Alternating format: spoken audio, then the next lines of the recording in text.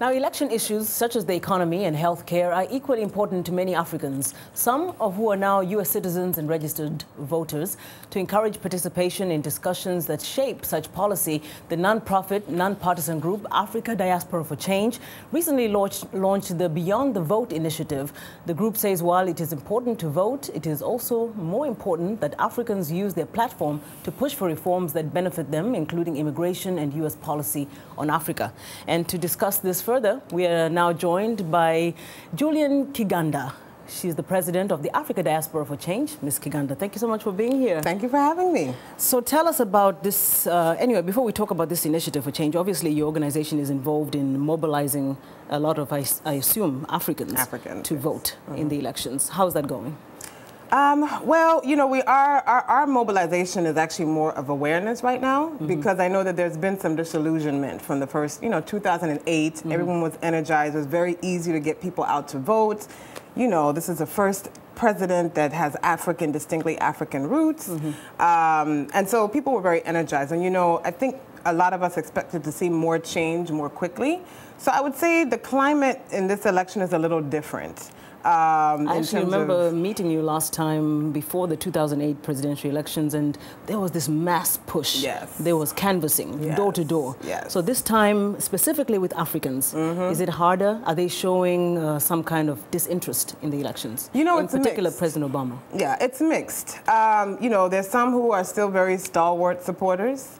As a nonpartisan organization, we don't promote any particular candidate, but we do just encourage people to look at the issues and look at which candidate is going to best address the issues that are important to them. This point you mentioned about being nonpartisan and President Obama running for re-election and the majority of them being Africans, and they have this link with him being from Kenya. How do you keep it neutral, really? And how do you even bring in the issue of Romney fairly? Well, I think, again, we focus more on the issues. I mean, the candidates and their track records are important as well. But our focus is more, okay, fine, whoever gets into the office of president for the 2013 inauguration, how is that going to benefit you? So issues like immigration reform, which right now, every African you speak to here can tell you it's impacted them some way in shape or form. But yet they're not the face of the immigration issues. Exactly my point. So part of the point of this initiative is to get us to think beyond the election, because the real work, as we keep saying, it takes place after the election. And you have to, it's great to go out and vote. We're encouraging people to go out and vote, but you really have to also look at, okay, beyond the election, I voted, my voice has been made heard, in this election, but then there's certain policies, that are not benefiting either my community or my country, my continent. How do I get involved and continue staying engaged in the civic process beyond the election? But that's not a common problem across the Africa divide. You find groups like, say, the Ethiopian community. They're very together, very organized. So what seems to be the problem about rallying Africans to speak more on issues? Like I was saying, immigration is not the African face you see, it's the Latina face. So how do Africans now start articulating their position on immigration, healthcare, U.S. foreign policy on Africa, which a lot of people are very disenchanted about, yet we're not vocal about it.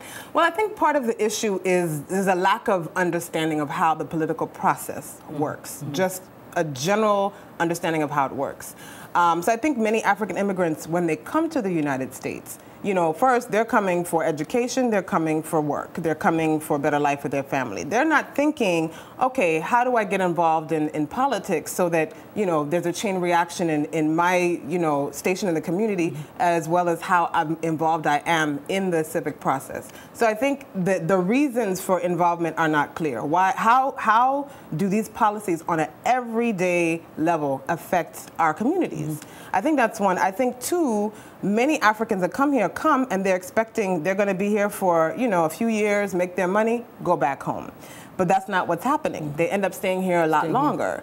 And so, I think part of the challenge that we're finding, or our focus, is the education and awareness piece first, because I don't believe you can have sustainable change without first getting people to understand why it's important.